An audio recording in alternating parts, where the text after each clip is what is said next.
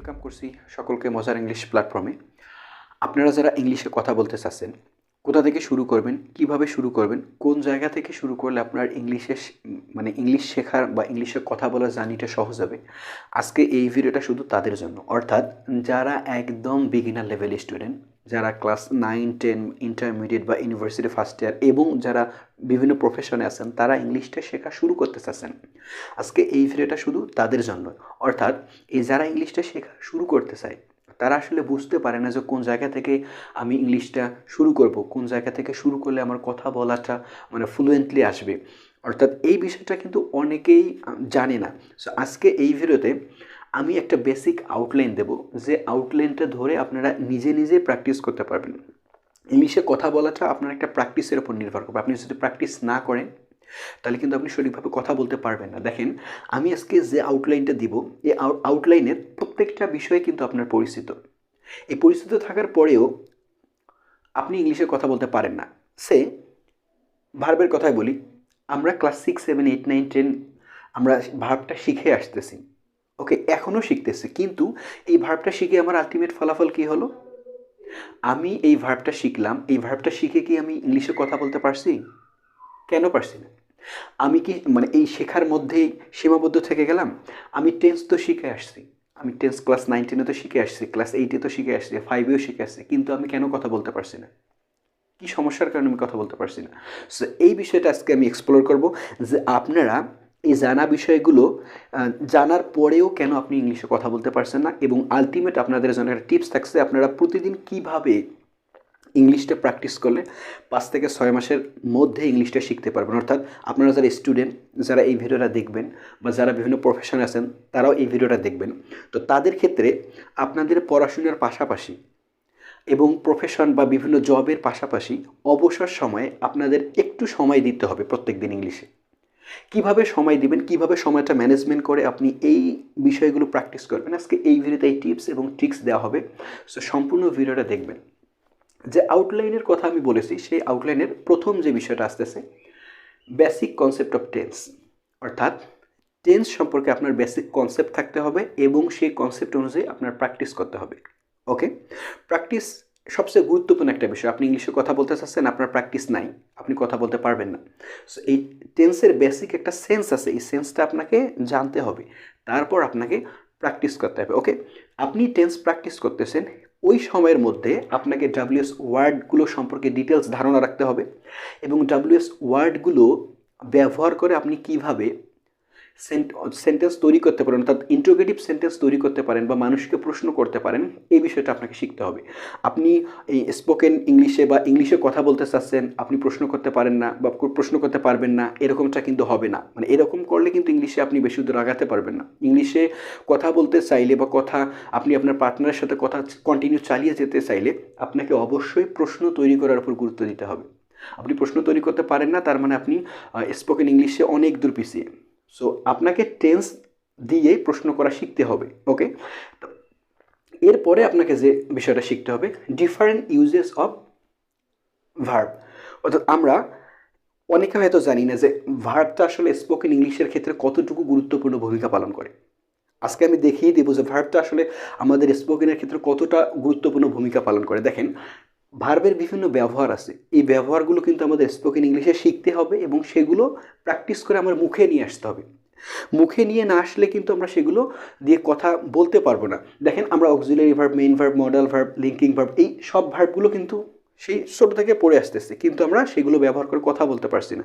এর মূল কারণ হচ্ছে আমরা এগুলো মুখে নিয়ে আসতে পারছি না, অর্থাৎ আমরা প্র্যাকটিক্যালি প্র্যাকটিস করতে পারছি না। এই প্র্যাকটিসের জায়গাটা হয়তো আপনারা সঠিকভাবে পাচ্ছেন না বা আপনাদের সময় নেই, এই কারণে আপনারা প্র্যাকটিসের জায়গাটা পাচ্ছেন না।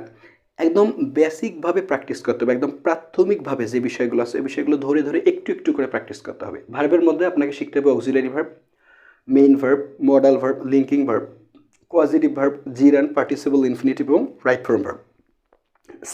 আমি এখানে একটা বিষয় ধরলাম যে মডাল ভার্ব। আমরা জানি can, could, shall, should, may, might, will, would, এগুলো হচ্ছে মডাল ভার্ব। এই মডাল ভার্বগুলো দিয়ে আমাদের ইংলিশে কথা বলতে হবে। যেমন ক্যানের কথায় ধরি, এই ক্যানটা ব্যবহার করে আমাদের অসংখ্য সেন্টেন্স তৈরি করতে হবে। কিভাবে? এই ক্যান দিয়ে আমাদের নেগেটিভ সেন্টেন্স তৈরি করতে হবে, ক্যান দিয়ে আমাদের ইন্ট্রোগেটিভ সেন্টেন্স তৈরি করতে হবে। মানে প্রত্যেকটা মডাল ভার্ব কিন্তু আসলে অনেকগুলো আছে, এই প্রত্যেকটা, শুধু আমি এখানে ক্যানটা নিয়ে কথা বলতেছি। এরকম could, may, might, will, would, এগুলো প্রত্যেকটা একটা একটা করে ধরে ধরে আপনাকে প্র্যাকটিস করতে হবে। এই প্র্যাকটিস করার মাধ্যমে কিন্তু আপনি ইংলিশে কথা বলতে পারবেন। সো এই মডাল ভার্বের এক্সাম্পলে দিলাম, এখানে অনেকগুলো বিষয় আছে, gerund participle, infinitive, right form ভার্বসের বিষয়গুলো আছে, লিঙ্কিং ভার্বের বিষয়গুলো আছে। প্রত্যেকটা কিন্তু আপনাকে একটা একটা করে ধরে ধরে আগাতে হবে। আপনি একবারে সবগুলো শিখে ফেলেন এরকমটা না। একটা আপনি অক্সিলারি ভার্ব শিখতেছেন, একটু সময় দিয়ে শিখেন এবং সেগুলো দিয়ে প্র্যাকটিক্যালি প্র্যাকটিস করেন, মুখে বিষয়গুলো নিয়ে আসেন। তারপরে আপনার ইংলিশে ফ্লুয়েন্সি চলে আসবে। অর্থাৎ বেসিকভাবে প্র্যাকটিস করার মাধ্যমে কিন্তু আপনার বেসিক বিষয়গুলো আগে আপনাকে শিখতে হবে, বেসিকভাবে কথা বলতে হবে। অর্থাৎ প্রাথমিক যে কথাবার্তাগুলো আপনাদের দৈনন্দিন জীবনে, এই সকলগুলো আপনাকে আগে শিখতে হবে। তারপরে আপনারা অ্যাডভান্স লেভেলে খুব ভালোভাবে ইংলিশে ফ্লুয়েন্টলি কথা বলতে পারবেন। আপনার ভার্ব শেখা শেষ হলে আপনাদের আসতে হবে সেন্টেন্সে। সেন্টেন্সের একটা বেসিক কনসেপ্ট আছে, এই কনসেপ্টগুলো আপনাকে জানতে হবে এবং সেই অনুযায়ী প্র্যাকটিস করতে হবে। যেমন সেন্টেন্সের 5টা ধাপ আছে, assertive, interrogative, imperative, objective, exclamatory, এই বিষয়গুলো আপনাকে জানতে হবে। বা সিম্পল, কমপ্লেক্স, কম্পাউন্ড, যখন আপনারা আরও অ্যাডভান্সে যাবেন সেক্ষেত্রে এই সিম্পল, কমপ্লেক্স, কম্পাউন্ডটা গুরুত্বপূর্ণ ভূমিকা পালন করবে। ওকে, এক্ষেত্রে কিন্তু এই সেন্টেন্সের ক্ষেত্রে আপনি প্রথমে যে এইখানে সেন্টেন্স অর্থাৎ ইন্টারোগেটিভ সেন্টেন্স মেক করা শিখছেন, সেটাকে আরও এক্সটেন্সিভ করতে হবে। এখানে আপনাকে এই সেন্টেন্সে যে যখন আপনি ইন্টারোগেটিভ সেন্টেন্স যাবেন, অর্থাৎ ইন্টারোগেটিভ সেন্টেন্স এই সেন্টেন্সের মধ্যে পড়বেন, তখন আপনাকে আরও বেশি করে অর্থাৎ ইন্টারোগেটিভ সেন্টেন্স বা প্রশ্ন করা শিখতে হবে। ওকে, সো এরপর আপনাকে কন্ডিশনাল সেন্টেন্স সম্পর্কে ধারণা রাখতে হবে এবং সেই অনুযায়ী প্র্যাকটিস করতে হবে। তারপর completing sentence, phrase and close সম্পর্কে মোটামুটি ধারণা রাখতে হবে এবং ভয়েস সেন্স। ওকে, এখন কথা হলো, আপনারা তো এই বিষয়গুলো মোটামুটি আগে থেকেই জানেন। ওকে, তো এখন এইগুলোর প্র্যাকটিক্যালি প্র্যাকটিসের বিষয়টা কীভাবে প্র্যাকটিস করবেন। আমি বলেছিলাম যে আপনারা অবসর সময়, যেহেতু অনেকে স্টুডেন্টরা এই ভিডিওটা দেখবেন বা অনেকে চাকরি করে, বিভিন্ন প্রফেশন আছে, এই অবসর সময়ে তারা এই ইংলিশ ইমপ্রুভের ক্ষেত্রে কাজ করবে। তো কীভাবে তারা প্র্যাকটিস করবে, এই মেথডটা আমি বলে দিতে চেয়েছিলাম। সো দেখেন, আপনাদের ইংলিশটা ইমপ্রুভ করতে হলে বা ইংলিশে কথা বলতে হলে সেক্ষেত্রে আপনাকে 4টা বিষয়ের উপর গুরুত্ব দিতে হবে। অর্থাৎ ইংলিশে কেউ যদি কথা বলতে চায়, সেক্ষেত্রে ইংলিশের 4টে যে মডিউল আছে, এই মডিউল ধরে আপনাদের প্র্যাকটিস করতে হবে। যেমন রিডিং, রাইটিং, স্পিকিং, লিসেনিং, এই 4টে মডিউল নিয়ে কিন্তু আপনাদের আগাতে হবে। আপনি একটা রেখে আরেকটা নিয়ে যাচ্ছেন এরকমটা হবে না। আপনি শুধু স্পোকেন প্র্যাকটিস করে যাচ্ছেন, আপনি লিসেনিং প্র্যাকটিস করতেছেন না। সেক্ষেত্রে আপনি শুধু বলে যাবেন। আপনি আপনার পার্টনারের সাথে যখন কথা বলবেন, তখন শুধু আপনি বলে যাবেন, তাকে কোনো প্রশ্ন করতে পারবেন না, বা সে যে প্রশ্ন করবে আপনাকে, আপনি সেটা বুঝতে পারবেন না, বা সে যে কথা বলবে, লিসেনিং, আপনি তার কথাটা শুনতে হবে আপনাকে, সে অনুযায়ী তাকে রেসপন্স করতে হবে। আপনি লিসেনিং প্র্যাকটিস না করলে আপনার পার্টনারের কথাটা শুনে আপনি বুঝতে পারবেন না। সেক্ষেত্রে আপনাকে লিসেনিংটাও প্র্যাকটিস করতে হবে, সেই সাথে আপনাদের রিডিংটা এবং রাইটিংটাও প্র্যাকটিস করতে হবে। এখন কথা হলো, আপনি কথা বলাটা অর্থাৎ বেসিক স্পোকেন প্র্যাকটিস ডেইলি 15 থেকে 10 মিনিট, অর্থাৎ 10 থেকে 15 মিনিট আপনাকে ইংলিশে কথা বলতে হবে। এখন কথা হলো, কী টপিক্সে আপনি কথা বলবেন। আপনি তো একদম বিগিনার লেভেল স্টুডেন্ট, আপনি জানেনই না আপনি কীভাবে কথা বলবেন। সো আপনি ডেইলি দিন 10 থেকে 15 মিনিট কোন টপিক্সের ওপর কথা বলবেন। ধরেন আপনি আজকে ডে 1-এ আপনি টেন্সের কনসেপ্ট জানলেন, অর্থাৎ আপনি টেন্সের কনসেপ্ট, অর্থাৎ টেন্সের তো 12টা বিষয় রয়েছে, এই 12টার মধ্যে আপনি একটা বিষয় জানলেন, সেটা হচ্ছে প্রেজেন্ট ইনডেফিনিট টেন্স। অর্থাৎ প্রথম দিন আপনি প্রেজেন্ট ইনডেফিনিট টেন্স সম্পর্কে মোটামুটি জানলেন। এখন কথা হচ্ছে, প্রেজেন্ট ইনডেফিনিট টেন্স সম্পর্কে আপনি যে সেন্টেন্সগুলো জানলেন, ওইগুলো আপনি শুধু মুখে প্র্যাকটিস করেন। আপনি প্রেজেন্ট ইনডেফিনিট টেন্স সম্পর্কে 15টা সেন্টেন্স আপনি তৈরি করতে পেরেছেন। অর্থাৎ 15টা সেন্টেন্সের মধ্যে অ্যাসার্টিভ কীভাবে করে সেটা জেনেছেন, বা ইন্ট্রোগেটিভ কীভাবে করে সেটা জেনেছেন, নেগেটিভভাবে কীভাবে কথা বলতে হয় সেটাও জেনেছেন। তো এই যে আপনারা 15টা সেন্টেন্স জানলেন, এই 15টা সেন্টেন্স আপনাকে ডেইলি দিন আপনার অবসর সময়ে 10 থেকে 15 মিনিট মুখে প্র্যাকটিস করতে হবে। ওকে, আমি দেখিয়ে দিচ্ছি কীভাবে প্র্যাকটিস করবেন। যেমন, হি রিডস এ বুক। ওকে, এখানে দেখেন, হি রিডস এ বুক, এটা আপনাকে বারবার মুখে নিয়ে আসতে হবে। আপনি বলতেছেন, অনেকে বলবে যে এটা তো কমন কথা, এটা কেন আমি প্র্যাকটিস করব। সবগুলোই তো কমন, আপনারা তো এগুলো সবগুলোই আপনারা জানেন না এরকম বিষয় তো না, কিন্তু তারপরেও কেন আপনারা কথা বলতে পারছেন না। এই কমন বিষয়গুলো আপনারা মুখে নিয়ে আসতে পারছেন, অর্থাৎ এই যে হি রিডস এ বুক, সেটা বই পড়ে, এই কথাগুলো আপনারা শুধু বই পড়ার মধ্যে সীমাবদ্ধ করে নিয়েছেন। আপনাদের যে এই বিষয়গুলো মুখে নিয়ে আসতে হবে, মুখে ট্রেন করতে হবে, এই বিষয়টা কিন্তু অনেকেই করে না, যে আমি এই বিষয়গুলো তো জানি কিন্তু কেন প্র্যাকটিস করবে, এত কমন বিষয়। এই বিষয়ের মধ্যে অর্থাৎ এই বিষয়গুলো প্র্যাকটিস করার মাধ্যমে আপনার মুখের প্রশিক্ষণ হয়ে যাবে, তারপর ইংলিশ বলাটা আপনার সহজ হয়ে যাবে। সো এটা আপনি প্রেজেন্ট ইনডেফিনিট টেন্স শিখলেন, এটা আপনি অ্যাসার্টিভভাবে মানে কথা বলবেন এভাবে যে হি রিডস এ বুক। এখন আপনি যদি এটা নেগেটিভ করেন তাহলে কি বলবেন? হি ডাজেন্ট রিড এ বুক। অর্থাৎ এটা হচ্ছে সে একটা বই পড়ে না, সে একটা বই পড়ে না, এভাবে আপনাকে কয়েকবার প্র্যাকটিস করতে হবে। ওকে, তারপর এটা যদি আপনি নেগেটিভ করতে চান তাহলে আপনাকে এভাবে করতে হবে, ডাজ হি রিড এ বুক, সে কি একটা বই পড়ে?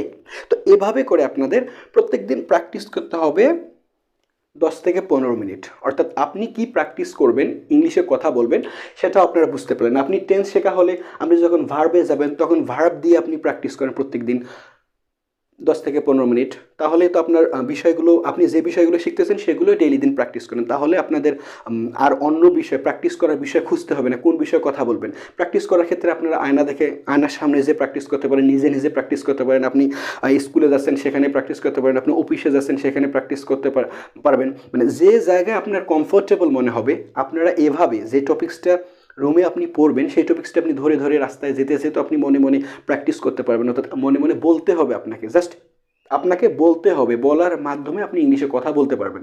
তারপর লিসেনিংয়ের ক্ষেত্রে আপনারা যে টপিক্সটা পড়লেন ওই টপিক্স বাদে যে কোনো টপিক্স, আপনি কার্টুন দেখতে পারেন বা মুভি দেখতে পারেন, এগুলো মুভি দেখে দেখে আপনাকে শুনতে হবে, শুনে কথাগুলো বুঝতে হবে। এবং বেসিক অনেক বিষয় আছে, আপনারা ইউটিউবে সার্চ দিলে পেয়ে যাবেন, বা বিভিন্ন অডিও ক্লিপস পাওয়া যায়, সেগুলো আপনারা শুনতে হবে, এগুলো শোনার মাধ্যমে আপনাদের প্র্যাকটিস করতে হবে।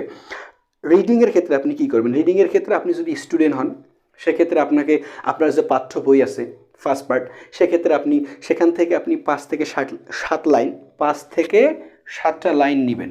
এই 5 থেকে 7টা লাইন 30 থেকে 40 বার আপনারা পড়ে যাবেন। শুধু এই 5-7টা লাইন 30 থেকে 40 বার আপনি পড়ে যাবেন। প্রথমে 10 বার পড়লেন, একটু পজ দিলেন, তারপর 10 বার, তারপর 10 বার, অর্থাৎ 30 থেকে 40 বার এই 5 থেকে 7টা লাইন পড়তে হবে। তারপরে আপনার মুখেরও প্র্যাকটিস হয়ে যাচ্ছে এবং আপনাদের রিডিংয়ে যে ফ্লুয়েন্সি আছে সেটাও সমৃদ্ধ আছে। এরপরে আমাদের রাইটিং কী করবেন? যেমন এর আগে আমি বলেছিলাম আপনি প্রেজেন্ট ইনডেফিনিট টেন্স শিখেছেন, সেক্ষেত্রে আপনি যে এরকম করে প্রেজেন্ট ইনডেফিনিট টেন্স শিখলেন, এই যে বিষয়গুলো শিখলেন সেই বিষয়গুলো আপনাদের খাতায় লিখতে হবে। অর্থাৎ আপনারা প্রেজেন্ট ইনডেফিনিট টেন্স দিয়ে অসংখ্য সেন্টেন্স তৈরি করলেন, অর্থাৎ 15টা সেন্টেন্স তৈরি করলেন, সেটা খাতায় লিখেন। 15টা নেগেটিভ সেন্টেন্স তৈরি করলেন, সেটা খাতায় লিখেন। 15টা ইন্টারোগেটিভ সেন্টেন্স তৈরি করলেন, সেটাও খাতায় লিখেন। এই যে খাতায় লেখার মাধ্যমে আপনার যে রাইটিংয়ের যে ভুল হওয়ার সম্ভাবনা, আমরা অনেকে যখন লিখতে যাই তখন অনেক ভুল করে ফেলি, এই যে ভুল হওয়ার সম্ভাবনাটাও কাটিয়ে উঠবেন। সো আশা করি আপনারা এভাবে নিজে নিজেও প্র্যাকটিস করবেন। সবচেয়ে এখানে একটা আশার কথা হলো যে আপনারা যদি নিজে প্র্যাকটিস করেন সেক্ষেত্রে আপনারা নিজে প্র্যাকটিস করতে পারেন। তাছাড়াও আমি যে এই বেসিক আউটলাইনটা দিলাম, এই বেসিক আউটলাইনের উপর আমি 1 থেকে 100টা বেসিক একদম বেসিক লেভেলের ইংলিশগুলো, অর্থাৎ শুধু আপনাদের প্র্যাকটিসের জন্য, আমিও ইংলিশ শিখতে চাচ্ছি, আমি আপনাদেরকে নিয়ে শিখতে চাচ্ছি। আমি 1 থেকে 100টা এই বেসিক স্পোকেন আউটলাইনের উপর আমি 1 থেকে 100টা ভিডিও নিয়ে আসবো, যে ভিডিওতে একদম বেসিক, একদম প্রাথমিকভাবে, অর্থাৎ শুধু আমরা প্র্যাকটিস করবো, শুধু আমরা এই বিষয়গুলো জানি, এই বিষয়গুলো আমরা শুধু মুখে নিয়ে আসবো। এরকম করে আমি 100টা ভিডিও করব। আশা করি আপনারা যদি আমার সাথে থেকে এই 100টা ভিডিও পর্যন্ত দেখেন, বা আপনারা যদি এভাবে প্র্যাকটিস করেন, আমি যেভাবে বলে দেব কিভাবে আপনারা, প্রত্যেকটা ক্লাসে কিন্তু আমাদের কাজ থাকবে। আপনি কোথা থেকে স্পোকেন প্র্যাকটিস করবেন, কোথা থেকে আপনি লিসেনিং প্র্যাকটিস করবেন, কোথা থেকে রিডিং প্র্যাকটিস করবেন, কোথা থেকে রাইটিং প্র্যাকটিস করবেন, প্রত্যেকটা ক্লাসে কিন্তু আমি বলে দেবো যে আপনারা এই জায়গা থেকে এই বিষয়গুলো প্র্যাকটিস করতে থাকেন প্রত্যেক দিন। অর্থাৎ 1 থেকে 100টা ক্লাস আমি এমনভাবে সাজিয়েছি, একটা স্টুডেন্ট এই 1 থেকে 100টা ক্লাস করলে ইনশাল্লাহ আলটিমেট সে ইংলিশে কথা বলতে পারবে।